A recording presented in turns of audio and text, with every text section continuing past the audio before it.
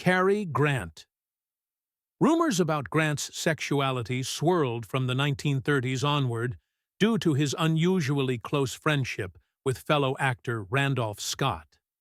The two lived together on and off for over a decade, even sharing a Santa Monica beach house that fan magazines dubbed Bachelor Hall, and were photographed in domestic poses that today look strikingly like a happy couple. Studio publicity in the 1930s spun their living arrangement as two eligible bachelors saving money, but modern commentators have often assumed they were lovers. Indeed, late in life, Grant confided to a close friend, author Bill Royce, that he had been in love with Randolph Scott from their earliest days, and that he and Scott weren't gay or straight, but somewhere in between, that women as well as men slept over at their beach house. According to this account, Grant admitted he and Scott had a physical relationship, and that Scott was the love of his life, saying wistfully, "Our souls did touch. What more could I ask?" Publicly, Grant always denied the gay rumors, but biographers and documented interviews suggest there was more to the story behind closed doors. In the 1930s and 40s, Grant's studio took steps to quash any scandal. Biographer William J. Mann notes that when Hollywood's production code and societal homophobia intensified, Grant was pressured to distance himself from Scott by entering into a marriage. Grant's first marriage in 1934, to actress Virginia Cherrill, was short-lived and, according to Grant, partly a studio-orchestrated move to conform or get out under the new moral code. Throughout his career, Grant maintained the image of a charming ladies' man. He publicly courted women to deflect suspicion. The need to keep his private life secret likely caused Grant personal stress. Nonetheless, he managed to navigate Hollywood's system without his star status suffering. Randolph Scott. Scott's name has been inextricably linked with Cary Grant's in Hollywood lore. From 1932 to 1940, he and Grant shared homes, prompting fan magazines of the time to publish whimsical photo spreads of the duo doing domestic chores together. While these publications presented the men as platonic roommates, the sheer volume of coverage and their obvious chemistry fueled gossip. A photoplay column in 1933 even quipped, "Randolph Scott and Cary Grant carry this buddy business a long way. They go every place together and even share the same house." Unlike Grant, Scott never directly addressed the rumors. He generally avoided press discussions of his private life, and, after marrying Patricia Stillman in 1944, he lived a quieter life away from the spotlight. No explicit confirmation of Scott's sexuality came during his lifetime, but Grant's later admissions suggest that Scott too was engaged in that relationship. Hollywood insiders long presumed Scott to be gay or bisexual. In the 1930s, being half of Hollywood's odd couple with Cary Grant arguably raised Scott's profile, but it also made studio executives uneasy as whispers grew. In 1934, Paramount allegedly pressured Grant to move out and marry in order to preserve both men's masculine images. Scott, for his part, entered a brief marriage in 1936 to heiress Marion DuPont, which ended in divorce 3 years later. Some historians classify that as a possible lavender marriage. By the 1950s, Scott had transitioned into a revered Western star, and gossip about his private life seldom made it into print. He and Grant remained close friends, and even reunited for social occasions. Scott's careful discretion meant the rumors never derailed his career. He retired comfortably in the 1960s, with his screen hero image intact, Rock Hudson. Throughout Hudson's heyday, whispers about his sexuality ran rampant in Hollywood circles. Behind the scenes, Hudson was indeed gay, but his studio went to great lengths to keep that hidden. In 1955, Scandal magazine Confidential threatened to publish an expose outing Hudson. In a now famous act of damage control, Hudson's agent Henry Wilson struck a deal.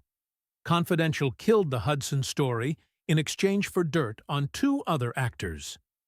Simultaneously, Wilson stage-managed a lavender marriage for Hudson. The actor was hastily married to Wilson's secretary, Phyllis Gates, in 1955 to quell rumors. The marriage lasted only 3 years. Despite these measures, industry insiders were aware of Hudson's orientation, and he lived a discreetly open life within a trusted circle. It wasn't until 1985, when Hudson became one of the first major celebrities to die of AIDS, that the general public received implicit confirmation that Hudson had been gay all along. Close friends and former lovers then spoke openly. For example, actor Mark Christian, Hudson's last partner, and writer Armistead Maupin shared personal knowledge of Hudson's relationships with men, effectively confirming the long-suppressed truth after Hudson's death. Hudson's entire career was a balancing act of maintaining a fabricated public persona. The studio's efforts to protect him illustrate how being openly gay would have been career-ending in the 1950s. For years, fan magazines like Life playfully prodded him, while Hudson dutifully escorted actresses to premieres. His genuine romantic life remained strictly behind closed doors. By all accounts, this led to considerable stress and loneliness for Hudson, who told friends how exhausting it was to live a double life. Professionally, Hudson continued to thrive through the 60s, but as societal attitudes barely began to shift in the 70s, he still felt unable to come out. It was only in the final months of his life that his true private life was widely revealed. And this revelation actually became a pivotal moment in AIDS awareness and Hollywood's gay history. Despite initial shock, Hudson's image ultimately endured sympathetically. Many realized the necessity of his secrecy given the era. Montgomery Clift. In his lifetime, Clift never publicly discussed his sexuality, but it was an open secret among friends and Hollywood colleagues that he was gay. During the 1950s, gossip columnists noted Monty's lack of a public love life with curiosity. He was one leading man who didn't date starlets. Clift instead had deep friendships or brief liaisons that flew under the radar. It wasn't until after his death that the full picture emerged. In the early 1970s, 2 major biographies revealed that Clift was gay, instantly cementing him as a posthumous gay icon. Those books, endorsed by some of Clift's close confidants, detailed his affairs and emotional struggles. In fact, as author Anne Helen Peterson notes, the unspoken truth was that Clift was gay, and by the 1970s, this truth became widely acknowledged. Numerous accounts from friends have since confirmed his relationships with men. Even during his life, writers like Truman Capote privately joked about Monty's homosexuality. All this emerged after Clift could no longer refute or be hurt by the revelations. His brother later claimed Monty was actually bisexual, but by all reliable insider accounts, Clift primarily favored men.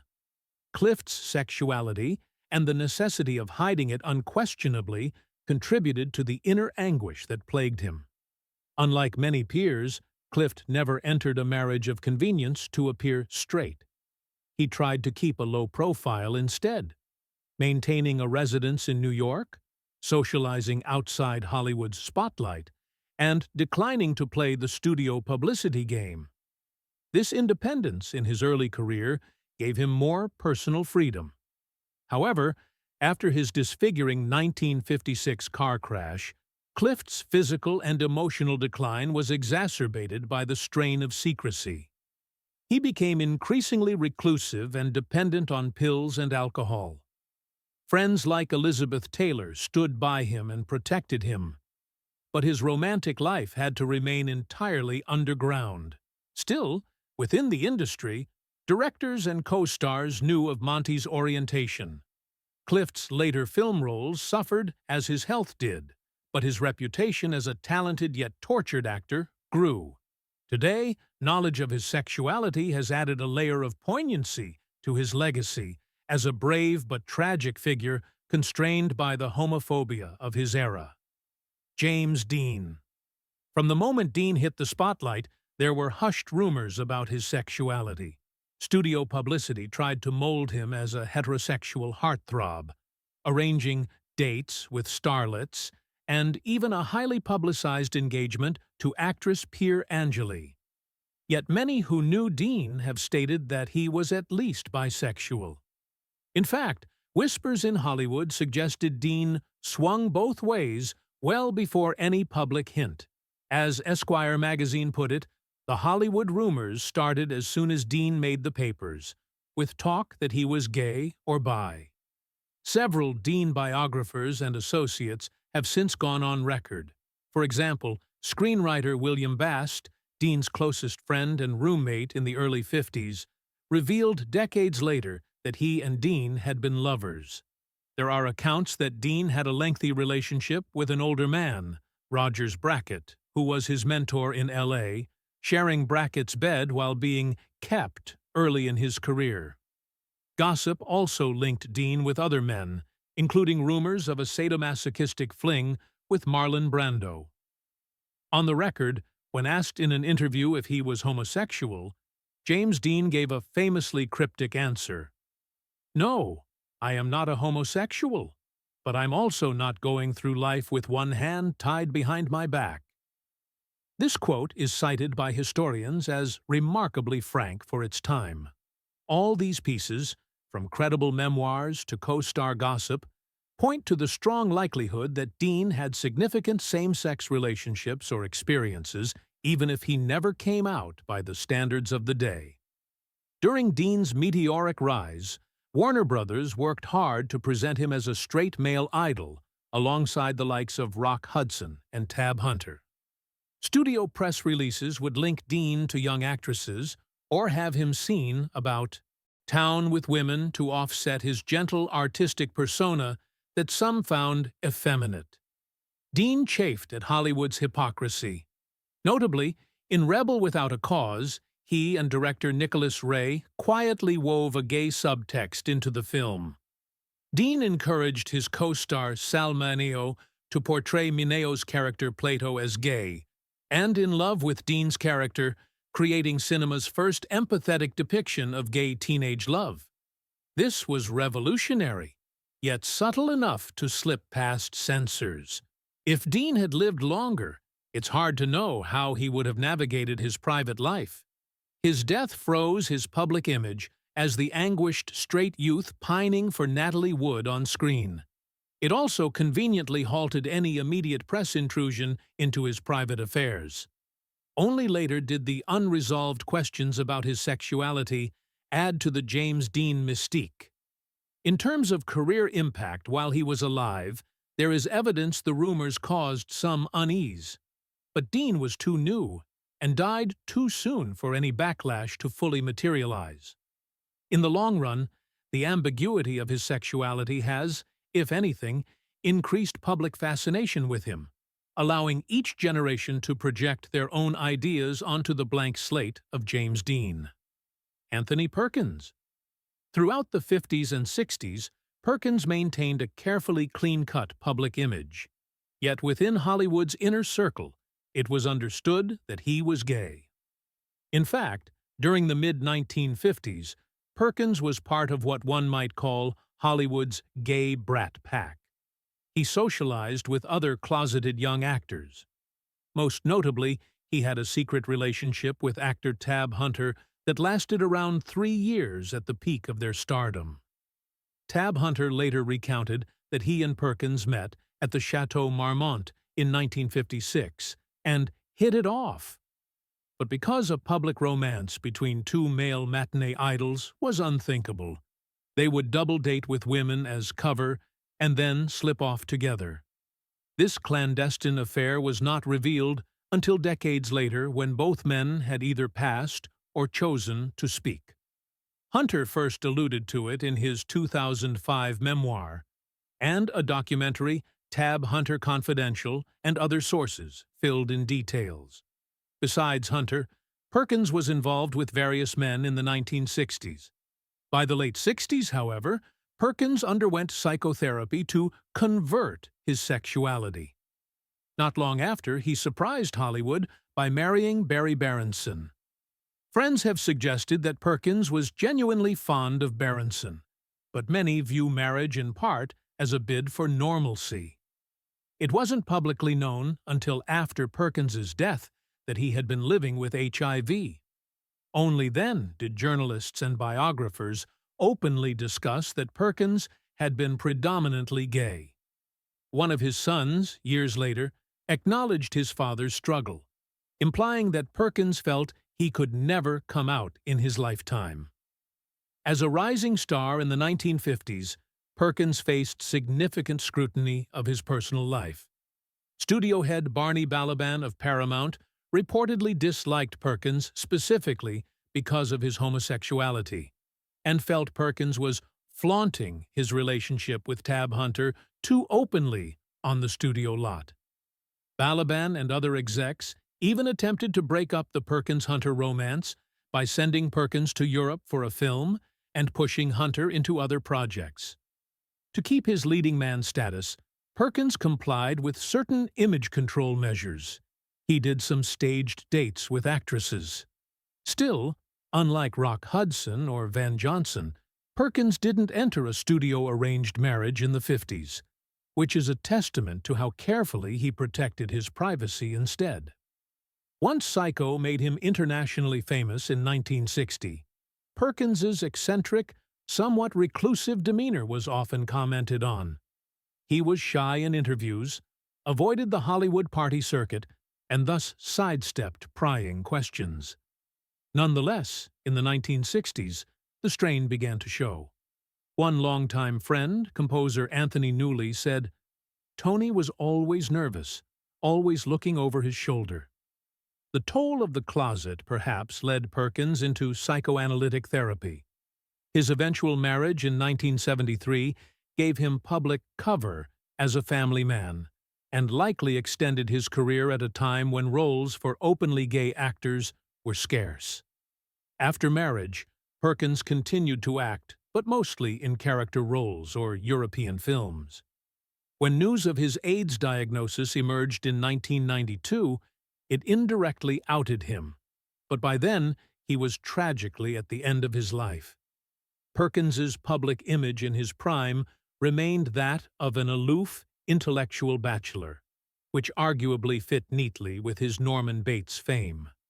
It was only later that fans reinterpreted many of his neurotic on-screen characters as subtly informed by the secret burdens he carried in real life. Tab Hunter. During Hunter's 1950s heyday, he was portrayed publicly as the model of wholesome heterosexuality. The studio paired him for publicity dates with starlets like Natalie Wood and Debbie Reynolds. Privately, however, Hunter was gay and struggled with the industry's expectations. There were minor rumors, but most fans had no idea. Hunter managed to dodge a major scandal and kept his sexuality secret until decades later. The turning point came with his own memoir, Tab Hunter Confidential, in 2005, where he finally confirmed that he was gay and spoke about the pressure he felt to hide it. In the book, he revealed his romantic relationship with Anthony Perkins in the 50s, discussed how Warner Brothers concocted fake romances for him, and described the fear of being outed. Hunter wrote that at the time he was living two lives, and that maintaining the facade was painfully difficult. After leaving Hollywood's A-list, Hunter settled into a long-term partnership with film producer Alan Glaser. Thus, unlike most others on this list, Tab Hunter eventually did publicly come out. In the 1950s, Hunter's livelihood depended on the teen idol machine, which meant absolute adherence to the straight pin-up image. The studio's publicity department aggressively countered any whiff of scandal. Hunter noted that Warner Brothers churned out made-up stories, linking him romantically to female friends like Wood and Reynolds to keep his name in the gossip columns in a safe way. Meanwhile, any actual relationships he had were kept strictly behind closed doors. Hunter recalls sneaking out of Perkins' house at dawn to avoid being seen. At one point, Confidential's minor expose of his arrest could have derailed him, but his agent traded favors to minimize the damage. Interestingly, Hunter's own decision to buy out his Warner Brothers contract in 1959 inadvertently removed the protection of the studio system. As an independent actor in the 60s, rumors could have become more dangerous. Indeed, work offers slowed down, and by the 1960s, the shift in public taste away from manufactured matinee idols made it easier for Hunter to fade from view, which in turn kept his private life out of the spotlight. When he eventually came out via his memoir, it actually rehabilitated his legacy. People admired his honesty and reevaluated his contributions. Hunter's image transformed from a somewhat forgotten 50s idol to a trailblazer who proved it's never too late to tell the truth. The fact that he outlived most of his contemporaries and got to tell his story on his own terms is a rarity among Golden Age stars. Tyrone Power. Despite his marriages and macho roles, Hollywood insiders frequently whispered that Tyrone Power was bisexual, with a strong preference for men. Numerous posthumous sources support this. Scotty Bowers claimed Power was one of his clients, and that Tyrone fiercely guarded his reputation. So few outside of a very tight circle could point a finger at him. Bowers recounted that Power would often call him to arrange young male companions, being extremely careful to avoid exposure. Additionally, there were rumors of Power's liaisons with male co-workers. Actor Cesar Romero, for example, was widely believed to have been Power's lover for years. Actress Lana Turner wrote in her autobiography that during her fling with Power, she learned he had his own kind of private life, delicately hinting at his homosexuality.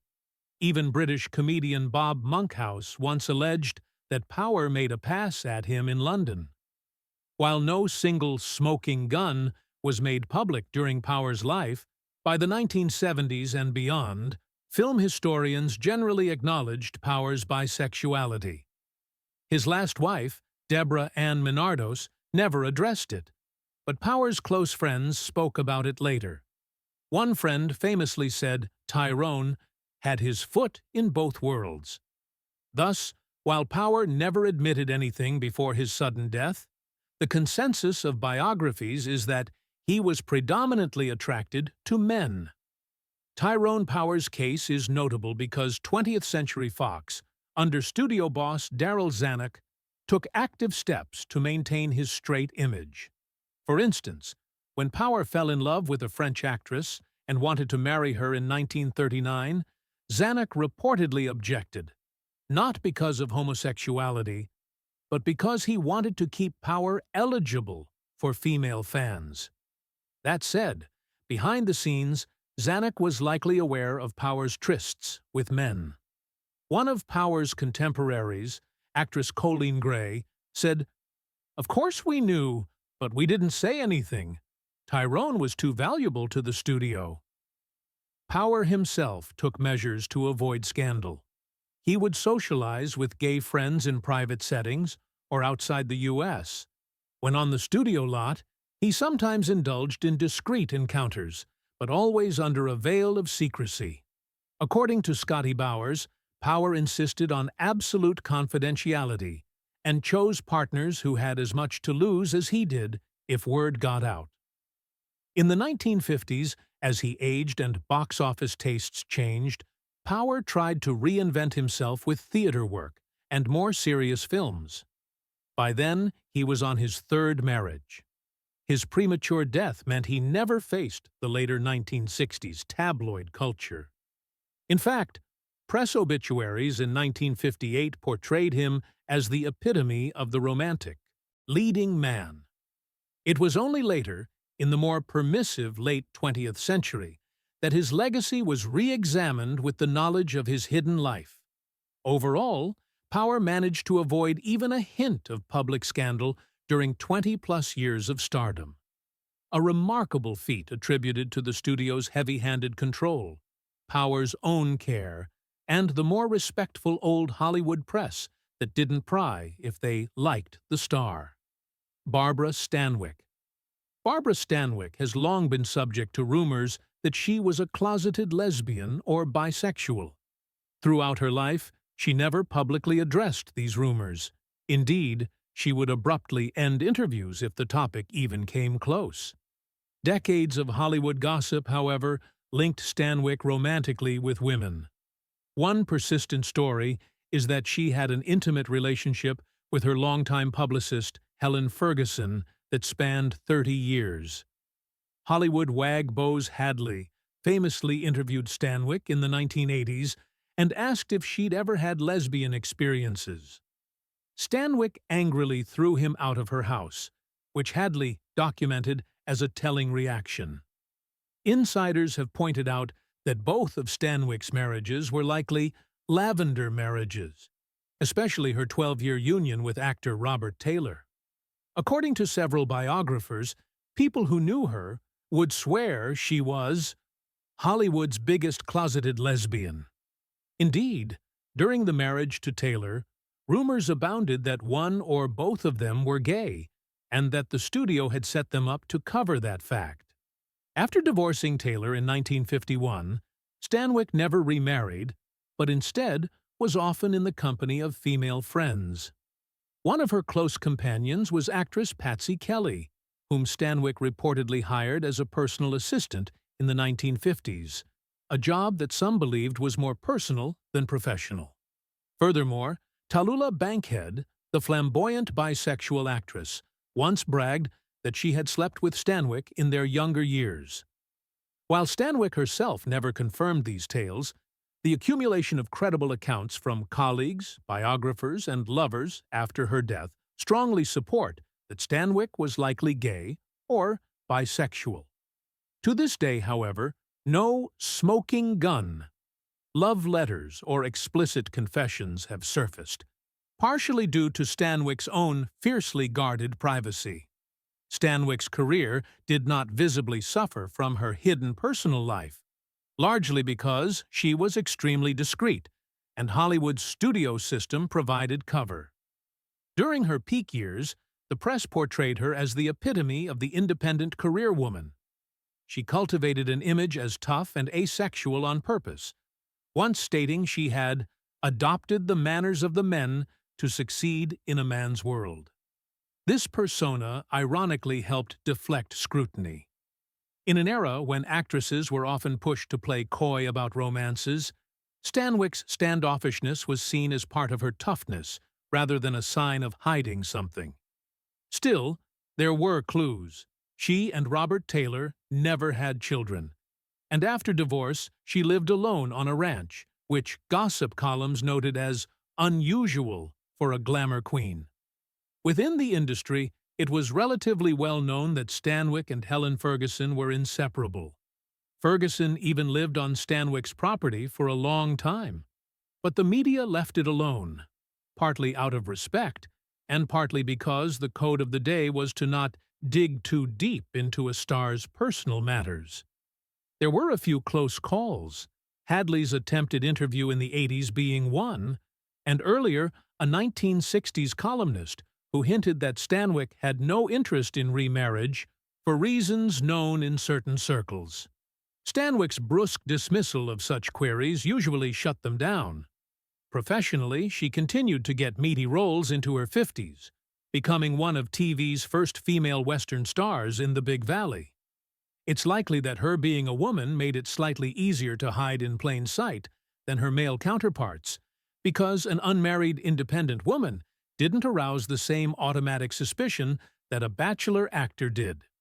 Nonetheless, Stanwyck's refusal to play the Hollywood marriage game beyond her one early attempt suggests she chose personal authenticity over possibly boosting her image with a faux relationship. In private, the stress of the closet may have contributed to her famed toughness and occasional melancholia. She once said, "I've been very fortunate, and I haven't been very fortunate. All in all, I've been fortunate." That cryptic quote hints at regrets we can only guess. Perhaps the unfortunate part was not being free to live openly. Marlene Dietrich. Marlene Dietrich was quite open in her personal life about bisexual affairs, though she never labeled herself publicly. In Hollywood's golden age, she moved in a social set known as the Sewing Circle Code for the underground network of lesbian or bi women in the industry, a term Dietrich herself reportedly used. She had numerous same-sex relationships alongside her relationships with men. One of the most documented is with Mercedes de Acosta, a New York socialite and writer who romanced many famous women.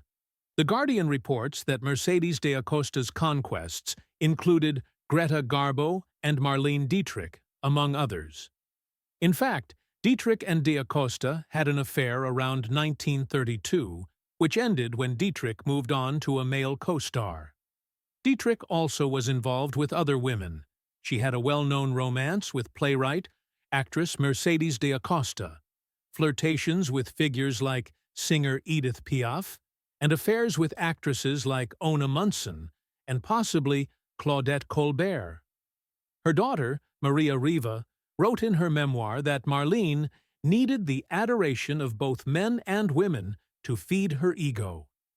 Dietrich's own ambiguity was part of her allure. On film, she bent gender norms, and off film she frequented gay clubs in 1920s Berlin and 1930s Hollywood. While she never publicly stated, "I am bisexual," she also didn't hide the trappings of a bisexual life. She'd appear at parties with female dates, and her own husband, Rudolf Sieber, tolerated her female lovers. After her death, all doubt was removed. Her daughter published love letters Dietrich wrote to various women, and biographers like Stephen Bach confirmed that Dietrich was actively bisexual. Remarkably, Dietrich's unabashed persona did not destroy her career. In fact, it enhanced her mystique. In the 1930s, she was the embodiment of exotic glamour and sexual daring. Audiences saw her cross-dressing scenes as titillating entertainment. Censorship was laxer in the early 30s, allowing Dietrich to get away with things others couldn't. However, by the late 30s, with the production code enforcing morality, Dietrich toned down overt references to her bisexuality in films. Still, her image as a man-eater who also toyed with women persisted in the public imagination. There were certainly industry figures who disapproved, but Dietrich was powerful enough to do as she pleased. During World War II, her patriotic efforts overshadowed any gossip about her love life. Post-war, as she transitioned to a cabaret singing career, her camp appeal made her a beloved figure in the gay community even before that term existed. She was arguably one of the first Hollywood stars to turn what could have been a career-ending liability into part of her legend. She managed this by never directly addressing it, but always giving a knowing wink. Her lifelong motto was, "I am my own invention." And part of that invention was being provocatively beyond simple labels. In her later years, Dietrich's public would have been well aware of her past affairs with women. Yet Dietrich herself, in interviews, would coyly dodge. When asked about men versus women, she said, "Sex is much better with men, because they know what they're doing." It was a half-truth characteristic of her. Ultimately, her career suffered little. If anything, the aura of bisexual glamour only solidified her status as a timeless liberator of gender norms. Greta Garbo. Garbo's personal life was the subject of intense speculation even during her career. She was linked romantically to men, but also to women, most notably Swedish actress Mimi Pollak and playwright Mercedes de Acosta. For decades, Any suggestion of Garbo being lesbian or bisexual was whispered but not confirmed. However, in the 2000s, a trove of Garbo's private letters was released, and they revealed the depth of her same-sex love. In letters to her childhood friend Mimi Pollock, Garbo wrote passionately, even stating, "We cannot help our nature as God has created it. But I have always thought you and I belong together." When Pollock had a baby, Garbo congratulated her by quipping that she was incredibly proud to be a father, a remark that speaks volumes about Garbo's own identity and feelings for Pollock. These letters, kept private until after Garbo's death, confirmed that Garbo was romantically and erotically attracted to women. Meanwhile, Mercedes de Acosta, in her 1960 memoir, hinted strongly at an affair with Garbo. After Garbo's death, de Acosta's estate released personal letters where Garbo calls her "my beloved" and agonizes over their tempestuous relationship. So, while Garbo never publicly admitted anything in her lifetime, the historical consensus now is that Garbo was likely lesbian, or at least primarily so. She kept her true self carefully concealed from the press, but within her intimate correspondence, the truth is evident. Garbo's secretive nature actually amplified her stardom. The public found her mystery alluring. During her career, her studio actively shielded her. For example, MGM downplayed her long live-in friendship with playwright Salka Viertel. In the 1930s, a beard romance was even suggested by the studio. There were planted news items about Garbo possibly marrying her mentor, director Moritz Stiller, or actor Leopold Stokowski, etc., all of which came to nothing. Garbo's refusal to play the Hollywood publicity game was legendary. Publicly, though, she navigated the balance by turning her sexuality into a series of jokes. By treating everything as a grand lark, she disarmed critics. Her quips regularly made the press, which painted her as a charming libertine rather than a deviant. Still, there were consequences. In the 1950s, as American culture got more prudish, Bankhead's outrageousness was sometimes criticized. She had a short-lived TV talk show that struggled in part because sponsors worried about what she might say. And in her later years, her hard life took a toll. She became something of a camp figure. Nonetheless, Tallulah remained fiercely herself until the end, and contemporary audiences remember her as a pioneer who flouted sexual conventions long before Stonewall. Katharine Cornell. It is now generally acknowledged that Katharine Cornell was a lesbian and Guthrie McClintock was gay, and that their long marriage was a classic lavender marriage. During their lives, this was never stated openly, but insiders were aware. Cornell's longtime lady love was her secretary and companion, Gertrude Macy. In fact, A.R. Gurney's biographical play, The Grand Manner, explicitly depicts Cornell with Gert Macy as her partner and Guthrie as essentially a gay best friend. Director Jim Tomani, explaining this play's historical basis, said of Cornell and McClintock, "They had what was called a lavender marriage. He was a promiscuous gay rascal, while Cornell's longtime lady love was her assistant, Gertrude Macy." Such frank language from modern theater historians confirms what earlier was only whispered. Guthrie McClintock's homosexuality was even an open secret during his career. Meanwhile, Cornell had notable close friendships with women. For example, fellow actress Maude Adams was a mentor, and rumor had it Cornell had affairs with women like Nancy Hamilton. One piece of concrete evidence: when McClintock died, Cornell lived out the remainder of her life with Gert Macy by her side, even being buried near her. Another, from a memoir by author Truman Capote, recounts a 1940s party where someone referred to Cornell and Gert as a devoted Boston marriage, and everyone present chuckled knowingly.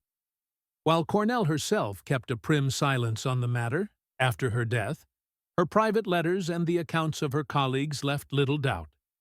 In short, Catherine Cornell was a lesbian who, owing to her era, found a convenient arrangement in marrying a gay man. This allowed them both to enjoy their same-sex relationships under society's radar. Cornell's case is interesting because her career was almost entirely on stage, where press scrutiny of private life was somewhat less frenzied than in Hollywood. Additionally, because she was a producer and had her own company, she had a degree of autonomy.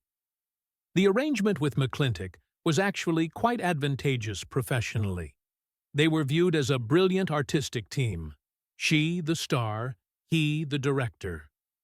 This power couple image deflected gossip. In the 1930s and 40s, some astute observers might have found it odd that Cornell and McClintock entertained in separate social circles, but the press never reported on it. Her reputation remained sterling, untarnished by scandal. She was, after all, an elegant, dignified figure who gave no fodder to tabloids. However, there were subtle impacts. For example, it's noted that Cornell often chose to play roles of intensely loving women, but off-stage she rarely appeared with a male companion except Guthrie. This disconnect may have fueled quiet rumors in theatrical circles. Also, a few contemporary rivals would drop hints. Bankhead supposedly once joked that Kit Cornell has a grand manner. Pity it doesn't include men. But such barbs stayed in the shadows. Cornell's careful cultivation of a gracious, somewhat aloof public persona helped immensely. She essentially lived as part of a discreet lesbian subculture within the theater world that was tacitly accepted as long as it wasn't flaunted. She and Guthrie hosted many gatherings at their New York townhouse. Attendees later recalled that after dinner, the men would retire with Guthrie and the women with Kit, effectively segregating into gay and lesbian cohorts politely. This was simply how it was done. So, Cornell's artistry and professionalism shielded her. She won a Tony Award, received a Presidential Medal of Freedom, and never faced any public scandal. Only in the years after her death did theater historians openly discuss her sexuality, which has not diminished her legacy whatsoever. If anything, it adds to the understanding of her life and times. Ava Legalen. Unlike some closeted contemporaries, Ava Legalen never hid her lesbianism within the theater community, though she did avoid publicity about it. She had multiple well-known same-sex relationships. As early as 1918, at age 19, she had a brief affair with actress Alla Nazimova, who was a notorious lesbian in silent film Hollywood. In her early 20s, Legalen began a 5-year relationship with writer Mercedes de Acosta. Other lovers included actresses Tallulah Bankhead and Beatrice Lillie, among others. Her most scandalous romance was with actress Josephine Hutchinson around 1926 to 27. Hutchinson was married to a man at the time. When he found out about the affair, he filed for divorce and named Legalen as a co-respondent. The press had a field day. This was front-page tabloid fodder. Legalen was suddenly outed to the general public. Although this could have ruined her, interestingly, the effects on her career were minimal. She continued to helm successful productions and even won a Pulitzer Prize for producing Allison's House in 1936. In 1930, however, still shaken by the Hutchinson affair's publicity, Legalen retreated from the limelight for a while and also became more cautious. She formed a new partnership with theater executive Margaret Webster and producer Cheryl Crawford in the 1940s. All three were lesbians, and they jokingly called themselves the Lesbian Troika in private. Legalen lived openly with partners at various times. For example, in later years she had a long relationship with Marion Evenson, and then with theater teacher Josephine Jo Silone.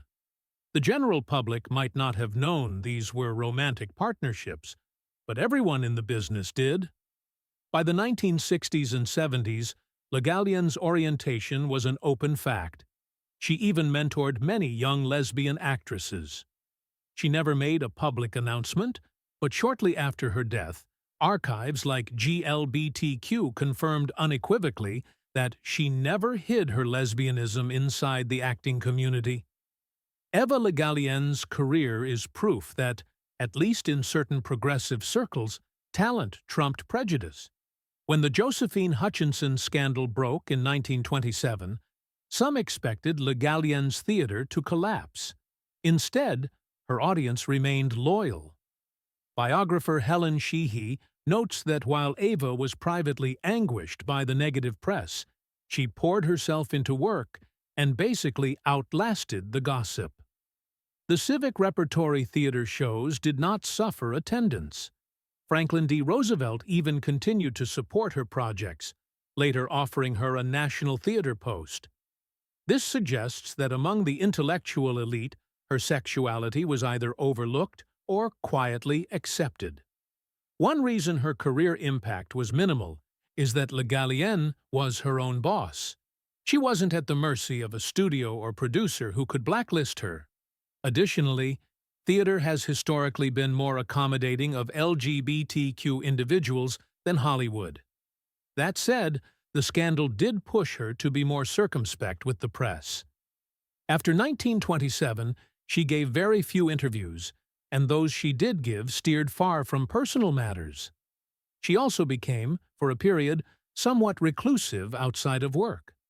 In a sense, she beat the scandal by refusing to engage. And because she was so respected as an artist, people gradually forgot.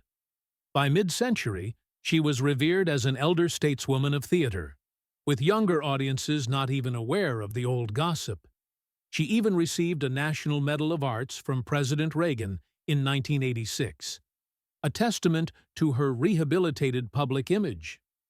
Internally, though, one can infer the toll. She reportedly struggled with feelings of guilt and fear after the outing, at one point seeking therapy because she couldn't reconcile her love for women with her Victorian upbringing. But ultimately, Legalien embraced who she was and built a sort of informal network for queer women in theater. Thus her impact is twofold. Her public career remained stellar, and behind the scenes she helped nurture a generation of young actresses in a safe environment. In terms of public persona, she was seen as bohemian and eccentric, which in those days was practically code for a woman who didn't fit traditional norms. Liberace. Liberace might well be the most famous example of a closeted celebrity who everyone suspected was gay long before it was confirmed. From early in his career, his effeminate manner, love of glitter and costumes, and the lack of any visible romantic female partner fueled talk that he was homosexual. However, Liberace went to extreme lengths to maintain he was straight. In 1956, the Daily Mirror in the UK published an article insinuating he was gay. Liberace sued the newspaper for libel in a highly publicized trial. In court, under oath, Liberace vehemently testified that he was not homosexual and had never taken part in homosexual acts. He even coined a catchphrase out of the ordeal, saying he cried all the way to the bank after winning £8,000 in damages. This legal victory, in effect, enshrined his heterosexual pretense in the public record. He similarly sued and won against Confidential magazine in the U.S. when they hinted at his sexuality. Despite these denials, insiders were well aware that Liberace was gay. He had a series of young male lovers, often employed as his chauffeurs or assistants. One famous one, Scott Thorson, later sued Liberace in 1982 for palimony, revealing intimate details of their 5-year relationship. That lawsuit itself made headlines and was a strong confirmation of Liberace's sexuality. It wasn't until Liberace's final illness that the truth became undeniable. Liberace insisted to the end that he had anemia, or a vitamin deficiency. But when he died of an AIDS-related illness in 1987, it was clear to the public that he had been gay. After his death, Thorson's memoir, Behind the Candelabra, and others' testimonies fully confirmed that Liberace had lived as a gay man in private, albeit a very closeted one. In summary, speculation about Liberace was always rampant, but he never admitted it while alive. Only in death was it openly acknowledged.